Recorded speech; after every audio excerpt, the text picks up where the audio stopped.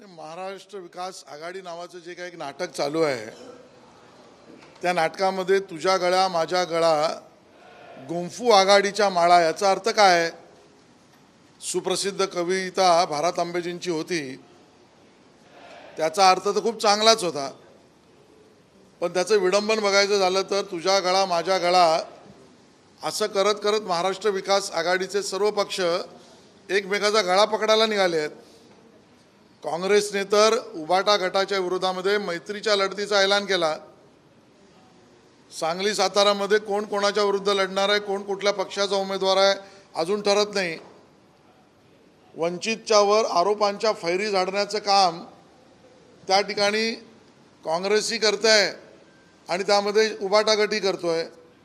राष्ट्रवादी काँग्रेसचा शरदचंद्र पवार गटाला अजून हे कळतच नाही की ईशान्य मुंबईमध्ये त्यांचा उमेदवार आजी आहे का माझी आहे, आणि म्हणून एकमेकाचा गळा पकडणारी लोक महाराष्ट्राचं आणि देशाचं भलं काय करणार।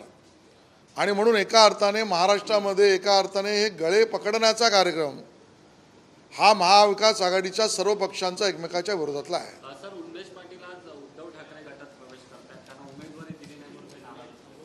मला असं वाटतं की आमच्या उष्ट्यावरच ज्यांचं पोट भरतंय अशीच अवस्था उबाटा गटाची आहे, आणि म्हणून आमच्याकडनं जे पडून राहिलं आहे, जे उष्ट्यावर टाकलं गेलं आहे त्याच्यावर पोट भरणं हे संजय राऊत यांना लखलाभ लागलं। ठीक आहे, नॉर्थची वेळेत डिक्लेअर होईल।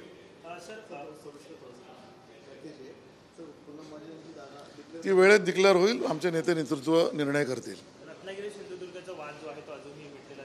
वाद कुठलाच नाही, चांगल्या मताने जिंकू कोण शकतो त्याच्यावरच्या चर्चा या महाराष्ट्रामध्ये अशा लोकशाही पद्धतीने करणारे हे 3 पक्ष आहेत, 4 पक्ष आहेत जे महायुतीत आहेत, आणि त्यामुळे तो वाद नसून सांगोपांग चर्चा आहे। राष्ट्रवादी शरद पवार गटाकडून कुठेतरी इलेक्शन काळात निवडणूक आयोगाकडे तक्रार करण्यात आलेली आहे। शिवसेना असेल किंवा भाजप असेल उल्लंघन करत आहे संपूर्ण आचारसंहितेचं। त्यांच्या पोटातली भीती आता निवडणूक आयोगाकडे तक्रारीच्या रूपाने दिसायला लागली आहे। पहिलं ईव्हीएम मशीन झालं, मग माननीय पंतप्रधानांवर घालून पाडून बोलणं झालं, मग माननीय पंतप्रधान जर सरकारी कार्यक्रमाला आले तर सरकारी व्यवस्थांचा दुरुपयोग याची कोल्हेकोई करून झाली।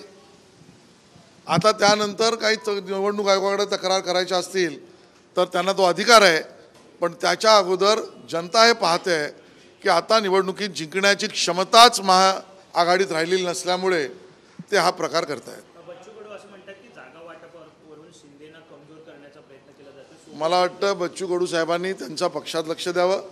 शिंदे साहेबांना महाराष्ट्राच्या मुख्यमंत्रीपदी मजबूततेने आम्ही सर्व मित्रपक्षांनी एकत्र बसवलेला आहे।